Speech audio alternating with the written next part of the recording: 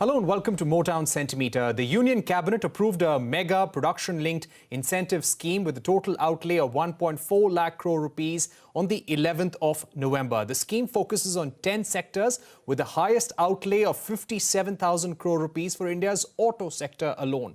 Other sectors include battery manufacturing, pharmaceuticals, telecom, food products, textiles, solar PV modules and specialty steel as well. The government will now be bringing individual PLI schemes for all 10 priority sectors. Draft schemes are now being scrutinized by the Finance Ministry and will go to the Cabinet for approval. One of the reasons why the government has decided to go for a PLI scheme to boost exports and create economies of scale is because the merchandise exports from India scheme did not yield the desired results. While the liability for the government under MEIS increased from 20,000 crores to 40,000 crores in FY20, exports grow only marginally. There was a view that the focus must be on certain priority sectors and champion OEMs with scale and market access. So the question we're asking, will the PLI scheme help improve India's manufacturing prowess? And should the auto PLI scheme incentivize creating world-sized companies? To take this discussion forward, we are now joined by Pawan, Goenka, Managing Director at Mahindra & Mahindra, Rajiv, Bajaj, Managing Director at Bajaj Auto. Gentlemen, thank you very much for joining us here on CNBC-TV18. Now, Dr. Goenka, if I can begin with you, the scheme was announced on the 11th of November. It was supposed to go to the Cabinet in 35 days. We believe there has been some delay in consultations. Initially, the focus was on certain key sectors and champion OEMs. But now we believe that the government is getting views that it should be more broad-based. What is your view, Dr. Goenka? Well, it's difficult for me to know what the government is thinking right now on this scheme. But let me go back to, Parikshit, what you started with. You mentioned that MEIS scheme is a very expensive scheme, yet it has not given the desired results. And that perhaps because we had distributed the scheme to almost all the industries and almost all the players. And the difference in PLI scheme is that it is focused on champion sectors and champion companies. And that perhaps would yield better results in terms of making ourselves export competitive in the industries that we have somewhat of a right to win, where we are near being very competitive. And perhaps the extra benefit that PLI brings us would push us over the edge. It's very difficult for us to be happy with, for all of us to be happy with no matter what the scheme is. But I do believe that PLI scheme is reasonably well thought through with focus on sectors where we can win and create competitiveness for India. And therefore, I would personally hope that there is not too much tinkering that is done based on all the lobbying that is happening today to this scheme that was originally intended, which was to increase scale, make us globally competitive in specific sectors, and sort of promote companies that have the scale and the ability to bring in technology and become competitive. Right. Mr. Bajaj, to take that question to you, Mr. Goenka believes that there should not be too much tinkering with the PLI scheme. If you look at some of the suggestions that have come from the industry, if you look at component OEMs, there is a recommendation that for a company to be eligible, they must have a turnover of about 1,000 crores and 200 crores in revenue from exports. Apparently, according to certain reports, only 14% of component OEMs would qualify for such a scheme. And many component OEMs want the scheme to be more broad-based. What is your view, especially on the threshold for components and also vehicle manufacturers, where the government believes that there should be a eligibility criteria with a turnover of 10,000 crores? Parikshit, I broadly agree with what Pawan has said. And, it is a well-proven marketing mantra that when in trouble, narrow your focus. This has been the story of Bajaj for sure. When we narrowed our focus to being a motorcycle player, I think we have done reasonably well in terms of achieving our objective of being a global manufacturer. So one has to make a sacrifice to achieve something. In that sense, whether it is the OEMs or whether it is the component manufacturers, I definitely feel that the government is correct in choosing to focus. Now, whether that focus should mean 10,000 crores for one or 1,000 crores for the other or something less than that, that's a matter of detail. But for sure, by fragmenting precious resources across, or to use your words, a more broad-based approach, I don't think this is going to give us any result, because ultimately there is no point in scaling mediocrity.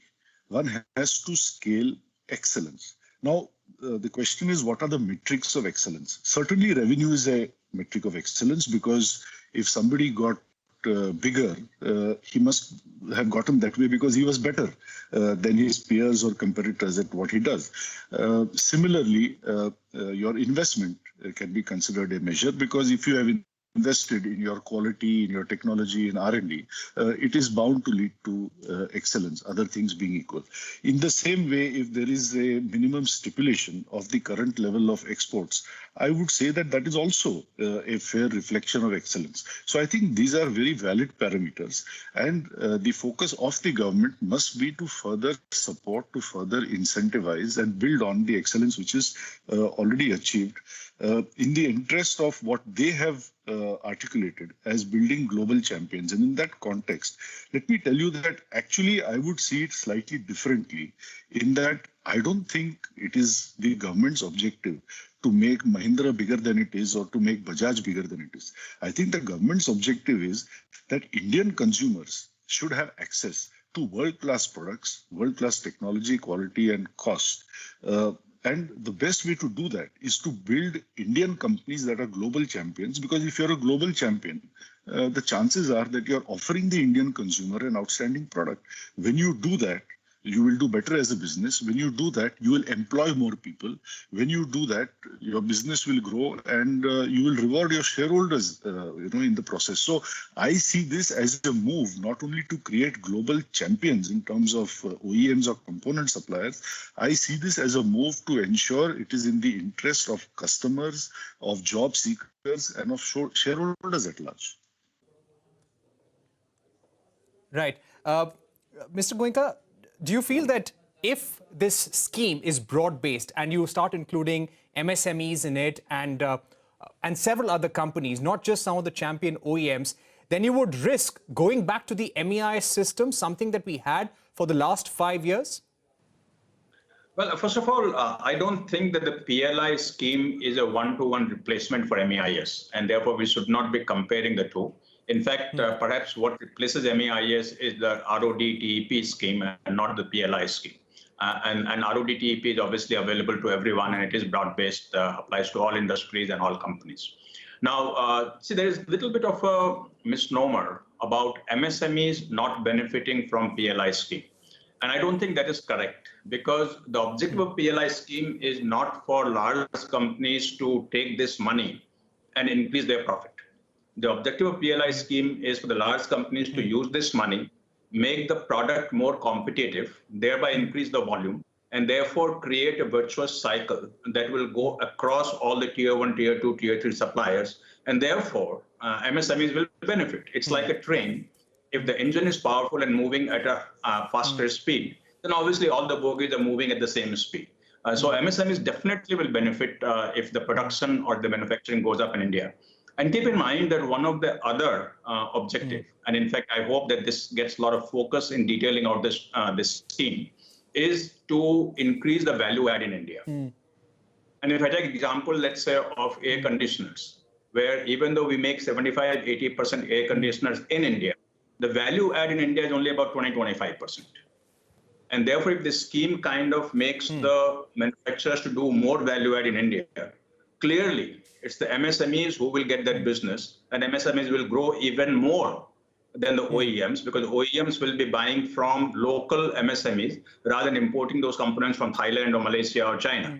And therefore, the scheme will benefit MSMEs as much or maybe even more as it does to the OEMs, provided OEMs do not use this money as saying, okay, now I have a bonanza, I'm going to increase my profit.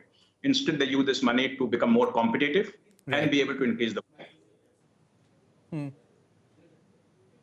Right. Mr. Bajaj, we have been hearing that the industry has sent in a recommendation that for an OEM vehicle manufacturer to be eligible, it must have a 1,000 crore in revenue and 2,500 crores in investments in India. Is that a recommendation that you support? And if not, what should be the ideal cap for a vehicle manufacturer to be eligible for such a scheme? Well, I would say, Parikshit, first of all, it is not a question of cap. It's a kind of a floor or a minimum criteria that there must be a minimum threshold for the investment or the revenue or the exports. And I don't remember off the top of my head, but SIAM had been consulted on this and we have put together our recommendations and forwarded that. And I think that is fair. So I think Pawan was part of it. He may remember the numbers. Therefore, I don't offhand. But what I have heard in recent days, the chorus for dilution from those numbers, so that more than, let's say, 14% of the suppliers who would apparently be eligible should be eligible. I want to say very clearly that I do not agree with this, because then it will, just become something that is aligned to being popular rather than furthering performance. Here. Right. Mr. Goenka, as you were heading that panel on manufacturing, possibly you could throw some light on the threshold that the industry has recommended. Yeah. So let me mention that there was a lot of consultation that MOHI and Niti Aayog had with the industry, both automotive component as well as OEMs. This was in the May-June timeframe. And then the SIAM and ACMA had wider consultation with its members, and we had given our recommendation to the ministry on what we would like to see in this scheme. And therefore, there we had defined a threshold, we had defined revenues, we had defined investment, which was by and large agreed to by the OEMs. Now, clearly, one has to have a number. And no matter what the number is, somebody will be outside that threshold, and that somebody will not be happy. But SIAM took a view that given that the objective was to focus on global champions and not to make it a broad-based scheme for the reasons that we just talked about, we have to have a reasonable threshold for that qualifying for this scheme. SIAM did reduce the number of different criteria that was required in the recommendation. We don't know what the final scheme will come out to be because we have not seen the final draft. But in our recommendation, we had kept a threshold, which was at that time more or less agreed to by the members. Could you give us a number possibly, sir? Dr. Goenka? I don't have the number with me right now. Perhaps what you are saying may be right, but I don't have the number with me right now. Okay, 1,000 crore in global revenue and 2,500 crores in investment in India. We're going to take a short break. On that note, Dr. Goenka and Mr. Bajaj, we're going to come back to the discussion in just a moment. Don't go anywhere.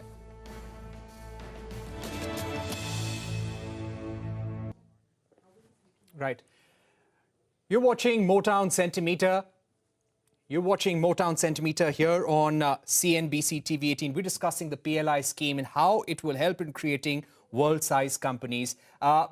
Rajiv Bajaj, if I can come to you, does the scheme in present form allow India to increase the manufacturing prowess of these companies, generate economies of scale, and make our exports more competitive? I would like to believe that it would, Parikshit, although the details of the scheme are not yet known to me. But if it is anything like what has been discussed with SIAM and what we have suggested as industry, then I think it would, because it is extremely supportive of goods produced, as you know, basis distance traveled. And that means the more you export and the further you export, let's say to the more rewarding markets of ASEAN and LATAM and US and Europe, the more you stand to gain. And I would say, I would just hazard a guess that, let's say, you can gain between 3 and 5% or 3 and 6% of what you export. Now, for a company like Bajaj, which exports half of what it makes, that's a lot of money. That's a huge support. And as Pawan was saying, that will really motivate us to invest even more than we do today in technology and in competitiveness. So I think it's a very, very positive move. Right. Mr. Goenka, what do you think? Will PLI alone propel Indian manufacturing? Where does the government intervention stop? And what does the industry need to do itself in order to become more export competitive in the next 5 years? You have said before that this PLI scheme, at the end of the day, would only be available for 5 years. Okay, so I think it's a very important question that you are putting in, Parikshit. The PLI scheme is not a do-all, be-all answer to everything. It's in a way government facilitating the industry to, if I could use the phrase, get our act together. And what I mean by that is that we have to have, as industry, the real determination that we want to be able to design, manufacture with quality at a cost, products that can be exported competitively all over the world.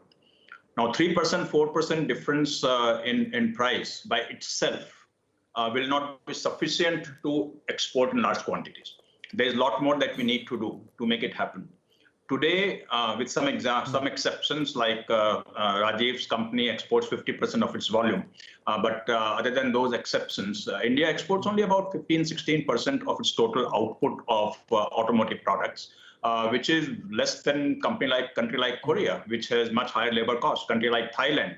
And therefore, we have to have the desire to do it. Now, what we need to do are products which are world-class, designed to global customers, product quality that is world-class, competing with anybody in the world, and at a price which is competitive to low-cost countries like China or Thailand or now even Malaysia. And that's a lot of work that we need to do. That's point number one. The point number two, which is again very important, that PLI scheme is for 5 years. We shouldn't expect that it will continue for another 5 years. In 5 years, we have to be absolutely Atmanirbhar on our own without the benefit of a PLI scheme. And therefore, the competitiveness that we need to bring in manufacturing cost has to be done in those 5 years. And that's a very important point that the industry should not miss, that we are getting a 5-year window to get everything right. And from the 6th year onwards, we are on our own. There has been a delay, hasn't there, Mr. Rajiv Bajaj? It was supposed to go to the cabinet in 35 days from the 11th of November. We don't know what is the final draft. We hear the intricacies, the thresholds are still subject to change. Do you think at a time when the government is trying to boost exports, is trying to make sure that India plays a bigger role in supply chains, this delay will hurt the Indian auto industry? Well, on the whole, I think in the bigger picture, not really, Parikshit. I mean, again, I can only submit the example of Bajaj Auto. We achieved what we did in terms of exports, which is 2 million units a year, over 2 million units a year, $2 billion turnover, without any PLI scheme. I was saying to Sonia and Lata the other day, what builds competitiveness is not PLI, it's FDI. And to me, FDI stands for focus, differentiation, and improvement. So I think fundamentally the foundation of global competitiveness rests within the company, and it's our responsibility to lay that foundation. Now, if the government finds it possible to support that and to embellish that by extending us, let's say a 3, 4, 5% cost advantage, then I think that is very good. In an industry where, Bajaj Auto's EBITDA may be 20%, but industry EBITDA is typically 10, 12%. So 3, 4% on 10, 12% is not a bad number. It's not a small number. And whether it's a month or two here or there, in my view, frankly, doesn't matter. I would not be critical of that. What has hurt me more as a company is the sudden, erratic, retrospective withdrawal of MEIS, apparently. And the reason I say apparently is because it is still not clear whether the MEIS benefit due to us will, from 1st of April this year, will be forthcoming or not.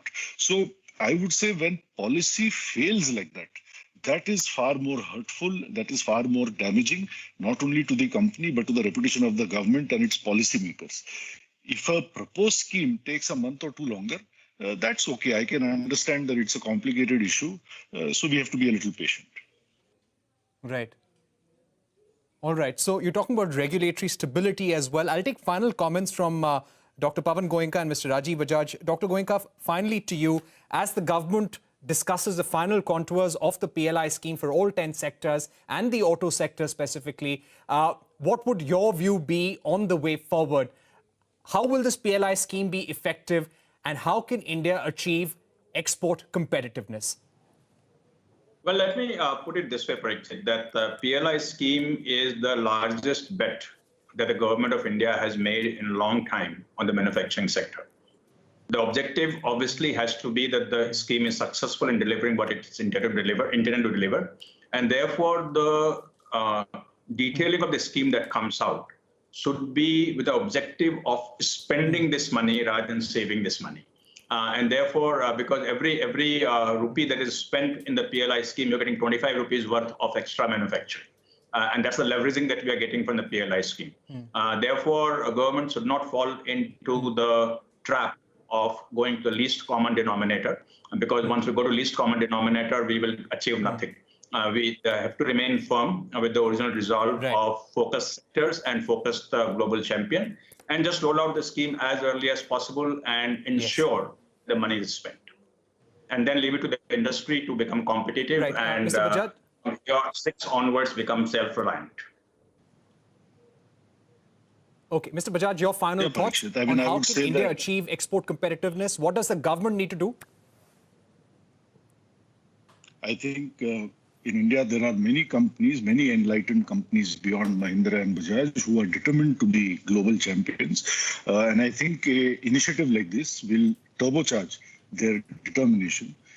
So I very much look forward to the earliest implementation of this. And in closing, I would only reiterate, for me, it is still less about creating a few global Indian champions. It is more about making India a global champions, i.e. bringing the best to be available, bringing the best future to be available for Indian customers, Indian job seekers, Indian shareholders, and all associated stakeholders. Right. Mr. Bajaj and Dr. Pawan Goenka, thank you very much for joining us here on CNBC-TV18 on the way forward for the PLI scheme. Thank you very much for joining us on CNBC-TV18.